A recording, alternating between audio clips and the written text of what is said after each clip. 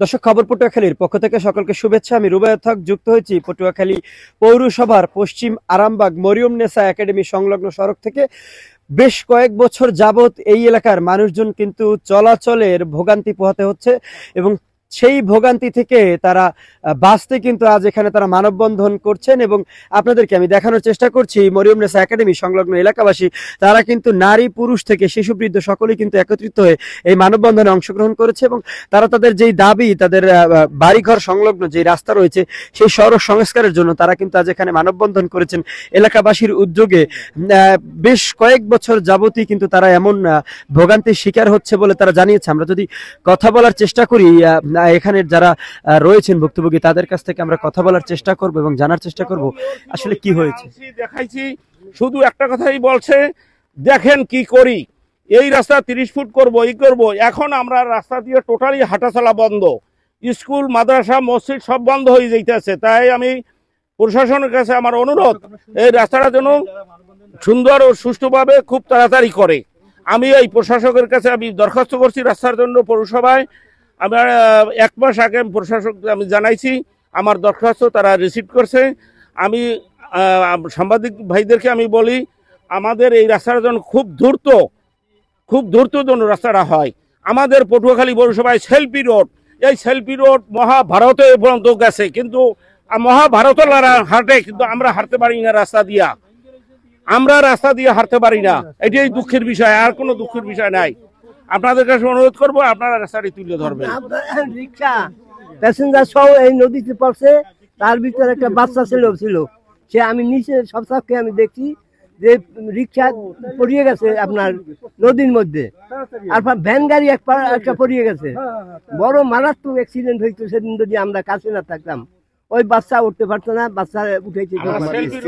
শুনছিলাম এবং জানানোর চেষ্টা করছিলাম এখানে যারা মানববন্ধন করছিলেন তাদের কাছ থেকে, এবং আপনাদেরকে দেখানোর চেষ্টা করছি এখানে যারা স্থানীয় এলাকাবাসী রয়েছে তাদের কাছ থেকে আমরা শোনার চেষ্টা করব এবং জানার চেষ্টা করব তাদের যে দুঃখ দুর্দশার কথা, যে আসলে এখানের যারা রয়েছেন আপনারা এখানে আসলে আপনাদের যে এতদিন ধরে এই সমস্যা হচ্ছে, তো এই বিষয়ে আপনাদের একটু বলতেন।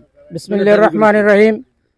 আমি প্রফেসর মোহাম্মদ আব্দুল সালাম, 1996 সনে এই আরামবাগে বাড়ি করেছি। তখন থেকেই বিভিন্ন মেয়র মহোদয়ের কাছে আমরা অনেক অনুরোধ বিনোধ করেছি। এই রাস্তা ছিল শুধু ইটলাসা। 2009 সালে এই যে জরাজীর্ণ অবস্থাটা, এটা 2009 সালে সংস্কার হয়েছে। এরপর থেকে প্রতি মেয়রই আমাদেরকে বলেছে যে আপনাদেরকে একটি অনেক বড়ভাবে পাইলিং করে রাস্তা করে দেবো হেতালিয়া বাঁধ পর্যন্ত, 2 নম্বর গরুর বাঁধ থেকে। কিন্তু আমাদের এই আশার বাণী রয়েছে, এখন আমাদের মরণ ফাঁদ হয়েছে এই রাস্তা।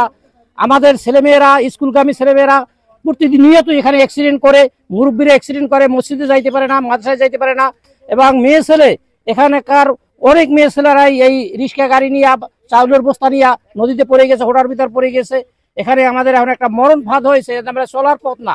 তাই আমরা প্রশাসনের কাছে বিনীত অনুরোধ জানাই, অনতিবিলম্বে এই বর্তমান প্রশাসক মহোদয়ের মাধ্যমে আমাদের এই রাস্তাটা যেন পুনর্নির্মাণ করা হয়, এই আমাদের আবেদন। এবং সাংবাদিক ভাইদের প্রতি বিনীত নিবেদন, আপনারা আমাদের এই দুরবস্থাটা প্রশাসন, জেলা প্রশাসক এবং জাতীয় পর্যায়ে তুলে ধরবেন, যাতে অতি সত্বর আমাদের এই পূর্ণ নির্মাণ কাজ কোনো সংস্কার নয়, পুনরায় যেভাবে আমাদের আশার বাণী দেওয়া হয়েছে সেইভাবে 30 ফুট রাস্তা পাইলিং সহকারে যেন আমাদের করে দেওয়া হয়, এই আমাদের বিনতি নিবেদন। দর্শক, আমরা শুনছিলাম এবং কথা বলার চেষ্টা করছিলাম এখানে যারা স্থানীয় এলাকাবাসী রয়েছেন তাদের কাছ থেকে জানবো, আরো যারা এলাকাবাসী রয়েছেন তাদের কাছ থেকে।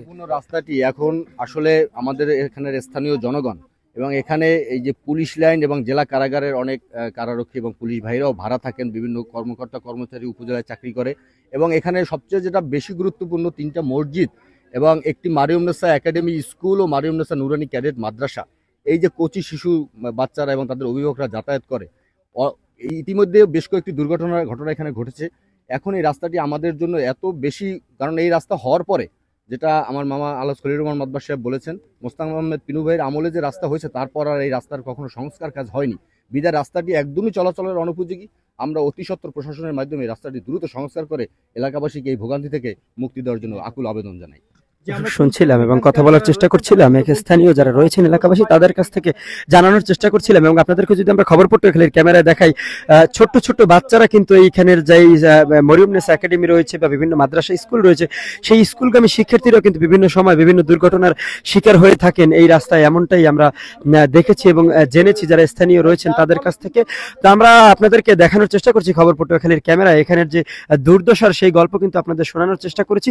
আমরা যদি কথা বলার চেষ্টা করি এখানের যারা আরো রয়েছেন তাদের কাছ থেকে, স্থানীয় যেই রয়েছেন তাদের কাছ থেকে আমরা জানার চেষ্টা করব যে আসলে এখানে যে আপনারা ভোগান্তি শিকার হচ্ছেন, তো এইখানে আপনাদের কি চাওয়া পাওয়া দাবি রয়েছে?